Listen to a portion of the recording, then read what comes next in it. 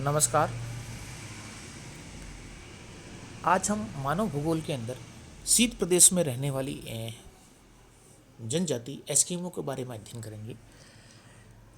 हम देखते हैं कि विश्व में विभिन्न तरह की जनजातियां हैं जो निवास करती हैं। कुछ ऐसी जनजातियां हैं जो बहुत ही कठिन वातावरण में निवास करती हैं। उनमें से एक जनजाति है एस्किमो। आज हम एस्किमो के बारे में मुख्य रूप से अध्ययन करेंगे। सबसे पहले मैं एस्किमो के बारे में बता देना चाहता हूं कि जो विभिन्न पर्यावरण की जो वातावरण है उनमें मानव जीवन और उसके कार्यकलाप किस प्रकार से संचालित होते हैं, और ये विश्व और भारत के कुछ भागों में पाई जाने वाली जो जनजातियां हैं उनकी रूप में मुख्य रूप से ये देखा जाता है कि वहाँ का पर्यावरण कैसा है, वहाँ की जलवायु कैसी है, वहाँ का रहन सहन कैसा है, उनके सामाजिक रीति रिवाज कैसे हैं। इस तरह के जो सारे संगठनात्मक जो क्रियाकलाप होते हैं उनके अलग अलग तरह की वातावरण में अलग अलग तरह के कार्य निर्भर करते हैं। पर्यावरण का जो प्रभाव है मानव जीवन की विभिन्न क्रियाकलापों पर मुख्य रूप से जैसे रहन सहन है, खान पान है, कपड़े हैं, आर्थिक क्रियाएं हैं, सामाजिक जीवन है आदि के रूप में मुख्य रूप से देखने को मिलता है।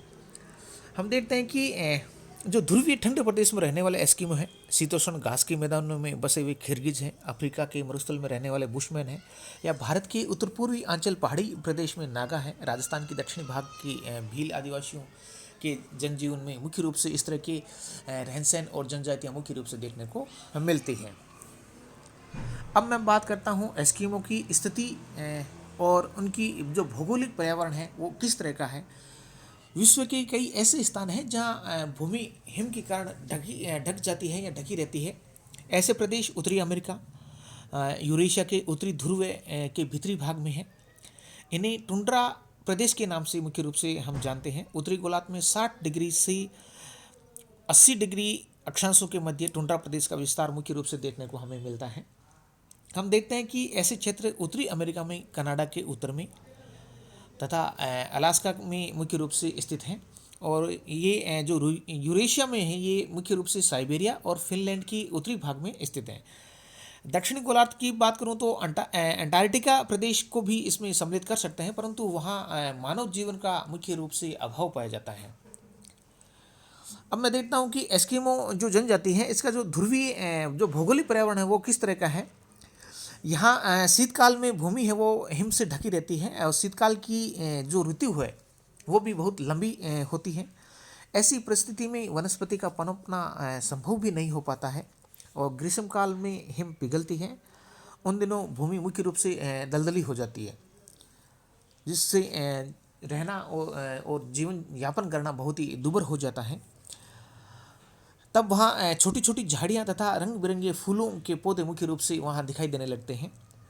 हिम प्रदेश का पर्यावरण है मानव के लिए मुख्य रूप से किसी भी तरह से सुविधाजनक नहीं है।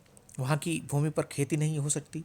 खनिज पदार्थ यदि है भी तो हिम के नीचे दबे पड़े हैं। पशु जीवन का भी वहाँ अभाव है। रेंडियर, कुत्ते, सफ़ेद लोमड़ी, भालू कहीं कहीं मुख्य रूप से देखने को मिल जाते हैं। वहाँ जो रहने वाले जो जनजाति हैं वो मुख्य रूप से रेंडियर को पालतू बनाकर उनको उपयोग में लेती है, और हिम पिघलने पर खड्डों में जो मछलियाँ मिल जाती है उनसे अपना जीवन यापन मुख्य रूप से करती हैं। मानव जीवन की मैं बात करूं तो हिम प्रदेश में रहने वाले लोगों का जीवन है हमारे जीवन से बहुत ही कुछ भिन्न है। बहुत कुछ अंतर देखने को मिलता है। उनकी जीवन की कहानी में मुख्य और बड़े रोचक हैं। उत्तरी अमेरिका के टुंड्रा प्रदेश के निवासियों के जीवन तथा यूरेशिया में स्थित हिम प्रदेश के लोगों का जीवन हिमाच्छादित वातावरण के कारण एक निश्चित जीवन शैली का है। इसमें एस्किमो जो टुंड्रा प्रदेश में निवास करते हैं मानव जीवन का एक भिन्न पहलू प्रस्तुत करते हैं, जो अन्य क्षेत्रों से अपने आप में बहुत अलग पहचान रखते हैं। निवास की एस्किमो की बात करूं तो ये लोग कनाडा के उत्तरी भाग और अलास्का में मुख्य रूप से एस्किमो के निवास स्थान हैं, और उन लोगों का जो जीवन है वो प्रकृति के साथ मुख्य रूप से संघर्षमयी है। हम देखते हैं कि ये लोग पर्यावरण के अनुकूल अपना जीवन है ढाल लेते हैं। भौगोलिक परिस्थितियों के अनुसार उत्तरी अमेरिका के टुंड्रा प्रदेश खेती के लिए उपयुक्त न होने से वहाँ के निवासी शिकार कर तथा सील मछली, वालरस आदि पकड़कर अपना मुख्य रूप से जीवन यापन करते हैं। शीतकाल में ये लोग ठंड से बचने के लिए वह बर्फीली भूमि में अपना मुख्य रूप से मकान बनाते हैं। और ऐसे ही जो मकान बनाते हैं इनको इड्लू कहते हैं। उनका द्वार जो होता है बहुत ही छोटा होता है और भूमि से लगा हुआ होता है, इसलिए वे रेंगते हुए उसमें प्रवेश करते हैं। इग्लू में अंधेरों को दूर करने के लिए उन्हें प्रकाश की आवश्यकता होती है, इसलिए ये जानवरों की जो चर्बी होती है उसको जलाकर मुख्य रूप से प्रकाश प्राप्त करते हैं। इसके अलावा ये जो इग्लू बनाता है उसकी जो छत होती है उसको बनाने के लिए जानवरों की जो खाल होती है उसको मुख्य रूप से प्रयोग में लेते हैं। इसी तरह हम देखते हैं कि इनकी जो शारीरिक बनावट है, रंग रूप है, वस्त्र हैं, वो किस तरह का है। तो हम देखते हैं कि एस्किमो चौड़े मुख वाले, काले बाल, 155 सेंटीमीटर से 165 सेंटीमीटर लंबे, लाल भूरी आंखें वाले, संकरे भारी पलकों वाले, मंगोलियाई मुखाकृति के ये लोग होते हैं। इनका शारीरिक समानता सभी एस्किमो में आर्कटिक प्रदेश में सर्वत्र पाई जाती है, परंतु हडसन खाड़ी के निकटवर्ती क्षेत्रों में एस्किमो का जो संबंध है अमेरिकन इंडियनों से मुख्य रूप से माना जाता है। एस्किमो का जो जीवन है पशु एवं मछली की शिकार पर निर्भर करता है।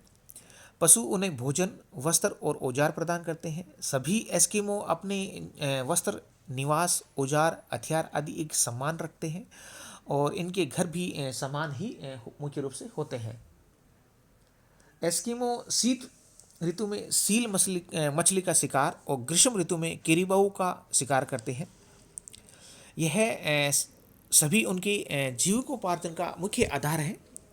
अतः एस्किमो के बालक का सफल शिकारी बनना नितांत ही अनिवार्य होता है, जो आगे चलकर उनके अपने जीवन यापन को जीने के लिए महत्वपूर्ण भूमिका अदा करता है। इसलिए वो अपने बच्चों को शुरुआती दिनों में ही शिकार करना सिखा देते हैं। वस्त्र की मैं बात करूं तो मुख्य रूप से शीत से बचने के लिए ये लोग चमड़े के वस्त्र पहनते हैं। उनकी पोशाक लंबी होती है, सिर पर वे टोपी पहनते हैं और उनके कुर्ते की जो बाहें लंबी होती है और पैरों में एक लंबा पैजामा पहनते हैं। ठंड के दिनों में वे इग्लू में विश्राम करते हैं। इस ऋतु में देखते हैं कि पहले से ही मछलियाँ तथा मांस इकट्ठा कर लेते हैं। यदि मांस की कमी पड़ जाए तो ये फिर अपने प्रिय पालतू पशुओं को भी मारकर अपने भोजन के रूप में उपलब्ध कर लेते हैं। अब इनकी निवास की मैं मुख्य रूप से बात करूं, जिसको डेरे कहते हैं, तो ग्रीष्म काल में एस्किमो अपने घर से बाहर निकलते हैं और बर्फ़ के पिघलने के साथ ही उनके जो घर हैं अथवा इग्लू की छत मुख्य रूप से जो है वो गिर जाती है। तब वे तंबुओं में रहते हैं। ऐसा तंबू चमड़े का बना होता है जिसे ट्यूपिक नाम से जाना जाता है और ये ट्यूपिक उसको कहते हैं। औजार की बात करूं तो इनका जो मुख्य जीवन है वो औजारों पर ही निर्भर है। ये लोग शिकार करने के लिए मुख्य रूप से औजारों को काम में लेते हैं, जो हड्डियों के रूप में मुख्य इनके बने हुए होते हैं। ये लोग सील मछली का शिकार करते हैं और इसके लिए एक हार्पून नामक अस्त्र को काम में लेते हैं और यह एक प्रकार का भाला होता है और इसके एक सिरे पर लंबी रस्सी बंधी हुई होती है। भाले का फल जो होता है मछली के शरीर में प्रवेश कर लेने पर दस्ते से अलग हो जाता है तथा तिरछा होकर उसमें फंस जाता है। इस रस्सी से मछली आसानी से पानी के बाहर खींच ली जाती है और मछली के अतिरिक्त सफ़ेद भालू और लोमड़ी का भी ये लोग शिकार किया करते हैं। फिर हम देखते हैं कि इनका जो आखेट है, शिकार है, वो मुख्य रूप से सारा ध्रुवीय पशुओं पर ही मुख्य रूप से शिकार निर्भर करते हैं। शिकार मुख्य रूप से जो मारे हुए पशुओं के शरीर का हर भाग इनके ये अपने जीवन में काम में लेते हैं। मांस को वे खा जाते हैं, चमड़े से वे अपने वस्त्र बनाते हैं और उसी से तंबू भी तैयार करते हैं, हड्डियों से औजार बनाते हैं, बाल सहित खालों को साफ करके ये विदेशों में भेजते हैं। और ऐसी जो खालें होती हैं इनको समूर कहते हैं। वे बड़ी मुलायम होती है और सभी ठंडे देशों में विशेषतः स्त्रियां अपनी पोशाक में समूर का प्रयोग अधिक करती हैं। अब मैं इनके परिवहन के साधनों की बात करूं तो शिकार की तलाश में एस्किमो अपने परिवार के साथ एक स्थान से दूसरे स्थान पर फिरते हैं। बर्फ़ पर घसीटी जाने वाली गाड़ियों में वे अपना सामान डाल लेते हैं और इन गाड़ियों को पहिए नहीं होते हैं। ये ऐसी गाड़ी को ये स्लेज कहते हैं, जिन्हें रेंडियर या कुत्ते घसीटते हैं।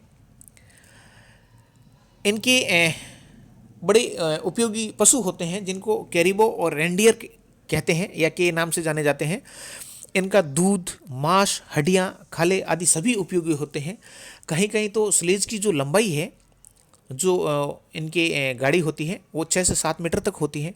ऐसी गाड़ी खींचने के लिए 10 से 15 कुत्तों की मुख्य रूप से आवश्यकता होती है। इन बड़ी गाड़ियों में वे अपने परिवार का सामान ढोते हैं और परिवार के सब लोग उसमें बैठ भी जाते हैं। परंतु शिकार के लिए काम में ली जाने वाली गाड़ी लगभग 2 मीटर ही लंबी होती है और उसको खींचने के लिए 5-6 कुत्ते मुख्य रूप से पर्याप्त होते हैं। फिर हम देखते हैं कि समुद्र पर जाने के लिए चमड़े से बनी कश्तियों का प्रयोग करते हैं, जिन्हें ये कयाक के कहते हैं या कयाक के नाम से मुख्य रूप से ये जानी जाती है। अब हम देखते हैं कि इनकी जो सामाजिक रीति रिवाज हैं, व्यवस्था है, वो किस तरह की है। परिवार में पुरुष जब शिकार के लिए जाते हैं तो स्त्रियां घर पर काम करने के लिए रह जाती हैं। स्त्रियां घर की सफाई करती हैं और भोजन तैयार करती हैं। पीने के लिए बर्फ़ के नीचे से पानी निकालती हैं। जानवरों की खालों को साफ करके उनसे वस्त्र बनाती हैं। और जब पुरुष शिकार करके अपने घर लौटते हैं तो बड़ी खुशियाँ मनाई जाती हैं। बच्चे शिकार को देखकर प्रसन्न होते हैं। संपूर्ण परिवार के लोग मरे हुए पशु का बड़ा सदुपयोग करते हैं और उसकी सभी प्रकार उसका जो पूर्णतः उपयोग ये मुख्य रूप से अपने जीवन में करते हैं, जैसे उनका मांस, हड्डियाँ, उनकी खाल, चमड़ा आदि सभी। अब हम देखते हैं कि ये एक बहुत ही विशेष रूप से जनजाति के रूप में है, जो बहुत ही कठिन जीवन यापन करती है। तो इनके जो व्यापार हैं या आदान प्रदान के साधन हैं वो किस तरह के होते हैं। ग्रीष्म काल में एस्किमो लोग घूमते फिरते दिखाई देते हैं और ये दक्षिण की ओर चल जाते हैं, जहाँ पर ये छोटे छोटे व्यापारिक केंद्रों से अपनी आवश्यकता की जो वस्तुएं होती हैं, जैसे अनाज है, चाय है, शक्कर आदि खरीद लेते हैं और इनके बदले में पशुओं संबंधी जो वस्तुएं होते हैं वो व्यापारियों को देते हैं, जिसको एक वस्तु विनिमय के रूप में भी जाना जा सकता है। और उन दोनों ऐसे स्थानों पे मेला सा लग जाता है। जब ये लोग आते हैं तो बहुत सारे व्यापारी वहाँ पर पहुँच जाते हैं और इनसे जो हड्डियाँ होती हैं, खाल है, मांस है, वो सारी चीज़ें खरीदने के लिए वहाँ इनके आसपास के पहुँच जाते हैं। हम देखते हैं कि जो कनाडा की में हडसन की खाड़ी के किनारे बहुत कुछ व्यापारिक बस्तियाँ हैं। वहाँ पर यूरोप से आए हुए लोग रहते हैं और विशेषतः वे घर के व्यापार में रुचि रखते हैं। उनसे संपर्क में आने से कुछ एस्किमो लोग सभ्य भी बन गए हैं और वहाँ यूरोप के कुछ मिशनरीज भी रहने लगे हैं, जो एस्किमो लोगों में शिक्षा का प्रसार करते हैं और उन्हें दवाइयाँ भी मुख्य रूप से देते हैं। इस तरह एस्किमो जो जनजाति है विश्व के कठिन जीवन यापन करने वाली जनजाति है, जो ठंडे प्रदेशों में या शीत प्रदेशों में रहती है और अपना जीवन यापन करती है। धन्यवाद।